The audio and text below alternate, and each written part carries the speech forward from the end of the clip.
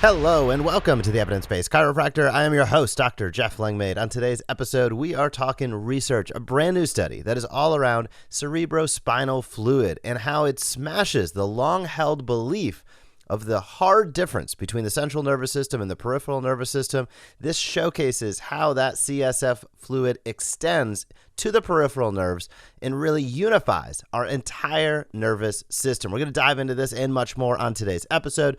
Before we get started, I'll say a few words about Jane. Jane is proud to bring today's episode to you. They're also my favorite EMR. Jane has designed a user-friendly online booking system to give your patients the freedom to book their appointments at their own convenience, even if it's after hours or on weekends. Patients can manage their appointments, fill out intake forms, enable reminders, all saving you time. And as a listener to this podcast, they're actually going to hook you up. Get a 1-month grace period using the code EBC1MO. Click the link down below to connect with their team and see how Jane can help you run your practice more efficiently.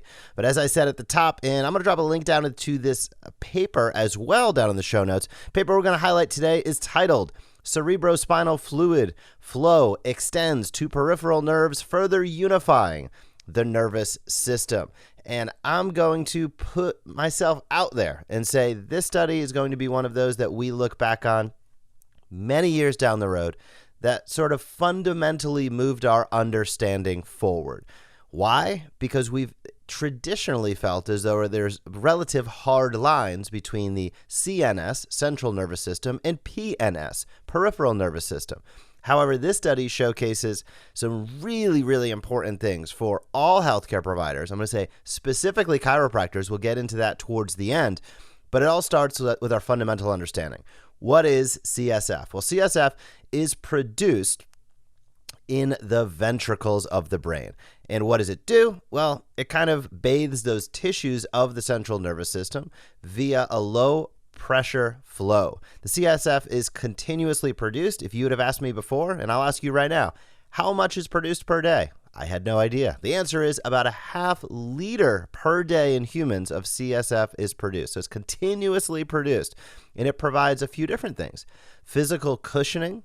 And this we see with stenosis. I could picture this in my mind looking at MRIs right now. So it provides the physical cushioning around the spinal cord. It provides nutrients, and it also removes waste. Important component that I had forgot about. So what does the CSF really do? Well, it's critical for maintaining a homeostasis within the nervous system. Homeostasis, that age-old word within chiropractic and within life and health that quite often probably gets overlooked a lot in today's world. So it is critical for that maintenance. And outside of the ventricular system, the CSF is contained, as we all know as chiropractors, in that subarachnoid space of the brain and spinal cord, and it creates a space between the two meningeal layers, the pia and the arachnoid mater. The outermost layer, the dura, contains the venous sinuses and lymphatics functioning as basically like immune surveillance, as they say in the study. And interestingly, peripheral nerves, I'm a little bit of almost a pun there, but interestingly, peripheral nerves have a similar connective tissue compartment build, so to speak, that's contiguous with the CNS meninges at what they refer to as the peripheral root attachment zones, the RAZs, root attachment zones. This is going to come up really, really important later on. So the epineurium, which is really similar to the dura, bundles these nerves, fascicles, each of which are enclosed by a perineurium, very similar to the arachnoid mater. This enclosed region contains the endoneurium, loose connective tissue space, and is basically filled with a fluid similar in composition to cerebrospinal fluid. The endoneurium contains bundled axons in a fluid-filled space and ultimately creates a really, really nice environment for nerve function. Now, the origin of the endoneurial fluid is debated, separate topic for a separate day. But that is really, it's a heavy lift at the beginning of this episode with a lot of technical terms. But the bottom line is that is to showcase to you the basic anatomy. We know that the CSF flows in, through, and around the central nervous system. We know it delivers nutrients. It provides cushion. It also can eliminate waste. So then we move on to the peripheral nervous system, and basically a lot of the same infrastructure applies in the peripheral nervous system, and the point at which they meet, I'm simplifying it a little bit here, but the point at which they meet could be deemed the peripheral root attachment zones. So in this study, what were they looking at? Well, they were looking to watch the CSF flow from the sites of production in the central nervous system all the way to peripheral nerves. This was done in mice. So that's what they were doing and why they were doing it. Now, we know as chiropractors, specifically related to what I like to call compressive pathology, the CSF, and more importantly, the buffer it provides between the spinal cord and the bone, disc, and ligament, so to speak, of the segment of the vertebral segment, really critically important. And when we see that smashed up, that provides what? Well, compression, right? Anytime you see no space left, or compression or decreased space of, let's say, less than 10 millimeters in the central canal, you're going to say, hey, that's spinal stenosis. If it's a little off center from that, you're going to call that lateral recess stenosis. If it's all the way in the foramina, we're going to call that foraminal stenosis, as we all know. So understanding that the space the CSF creates for us, compressive pathology-wise, critically important. From a nerve function perspective, the waste elimination and the nutrient delivery are absolutely critical.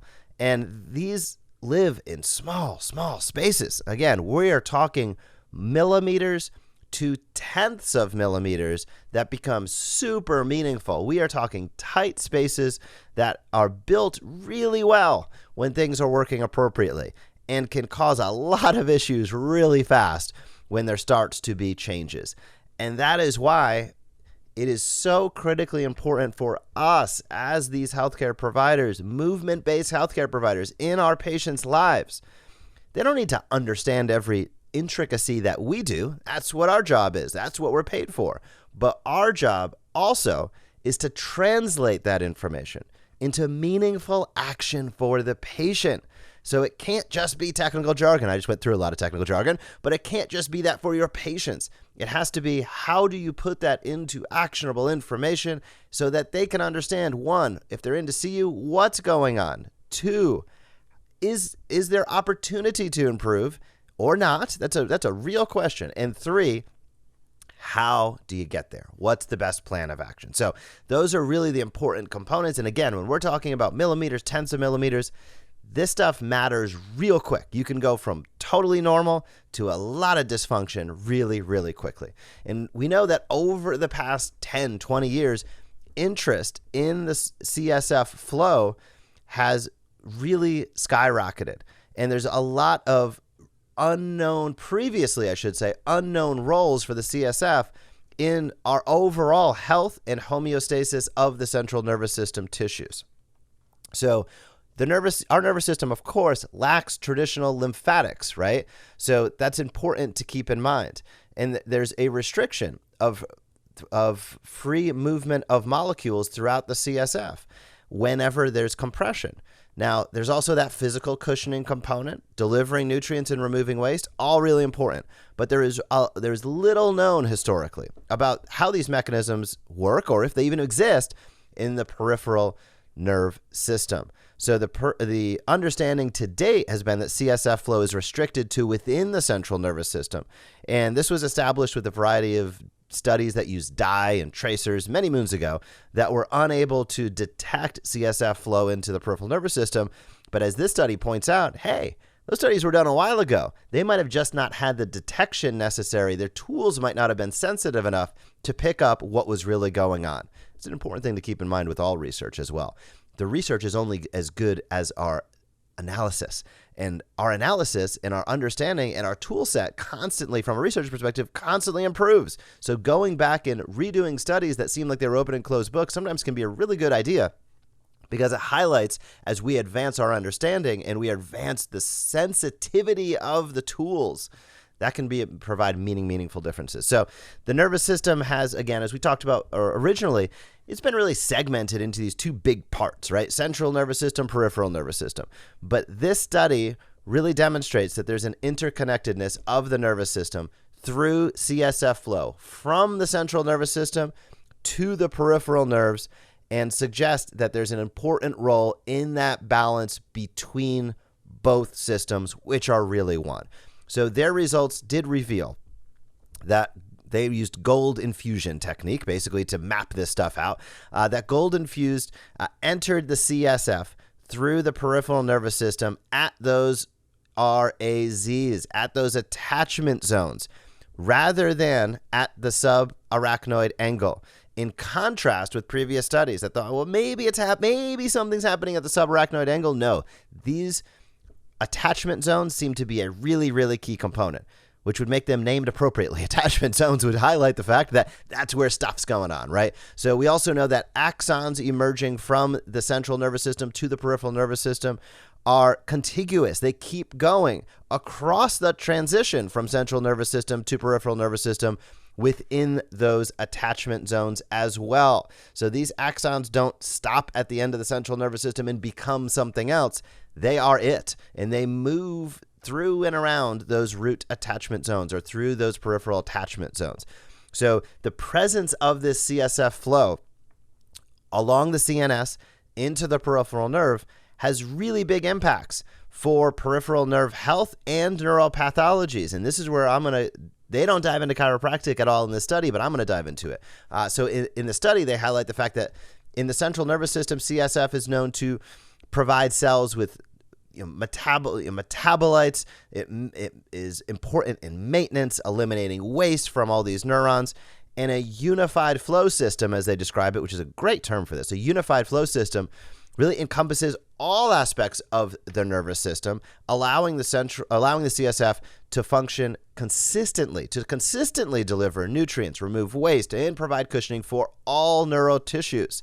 Big change there. So while the CSF is in a low pressure situation, that means, here's the clincher, small alterations to CSF production or flow would have outsized effects on the health of peripheral nerves. So they highlight the fact that their results suggest that infusion into the CSF compartment may be an effective method for direct delivery of medications and therapeutic agents to peripheral nerves. I'm going to go one step farther than that, or maybe I'm going to take it a little bit of a different direction. And what I'm about to say is not proven in the research. It's literally just what I'm gathering from what they're highlighting here. They're literally saying that the CSF flows central nervous system all the way to peripheral nervous system. This happens, and the transmission happens at these attachment zones. We also know the CSF, it is low pressure. So in other words, it's not like the pressure associated with our blood pressure, let's say, where that's more of a high pressure situation. CSF flows and pumps sort of naturally based upon our movement.